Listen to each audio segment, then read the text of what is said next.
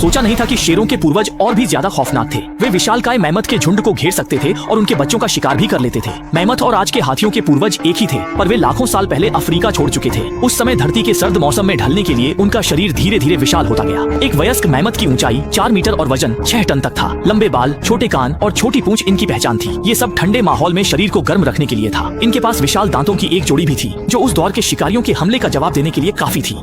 लेकिन एक गुफा के पास से गुजरते वक्त वो अचानक ही चौकन्ने हो गए और फिर उन्होंने झुंड के बच्चों को अपने बीच में घेर लिया। लेकिन इससे पहले कि वो आगे बढ़ पाते, एक अनहोनी हो गई। ये थे गुफा में रहने वाले शेर। प्रागैतिहासिक काल के ये शिकारी शेरों से भी बड़े और खूंखार थे। जब ये झुंड में होते तो विशालकाय मेमथ की जान के लिए भी खतरा बन सकते थे। आसपास छिपने के लिए पेड़ पौधे नहीं थे, इसलिए इन गुफा शेरों ने छिपने की कोशिश भी नहीं की। मेमथ के झुंड ने उन्हें देख लिया था, लेकिन बच्चों के कारण वे तेज नहीं भाग सकते थे।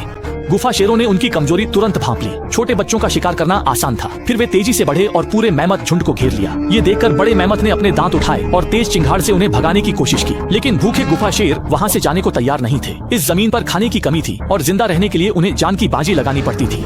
लेकिन आखिरकार मेमथ का विशाल शरीर और दांत कोई मजाक नहीं थे। कई वयस्क मेमथ के एक साथ हमला करने पर गुफा शेरों को कुछ देर के लिए पीछे हटना ही पड़ा। लेकिन तभी उन्हें एक मौका दिख गया। एक छोटा बच्चा अभी हुई भगदड़ में झुंड से बिछड़ गया था, तो इस गुफा शेर ने सामने खड़े विशाल जानवरों की परवाह नहीं की और तेजी से झुंड के पीछे की तरफ भागा। अपनी जबरदस्त ताकत के दम पर उसने अकेले ही उस बच्चे को जमीन पर गिरा दिया।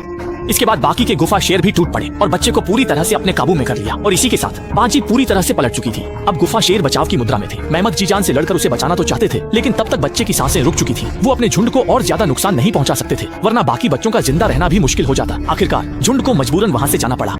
ये विशालकाय जानवर न सिर्फ हिमयुग से बच निकले, बल्कि इंसानों के पूर्वजों से भी इनका नाता रहा है। लेकिन आज से लगभग 4000 साल पहले मेमथ का परिवार इतिहास के पन्नों में हमेशा के लिए खो गया।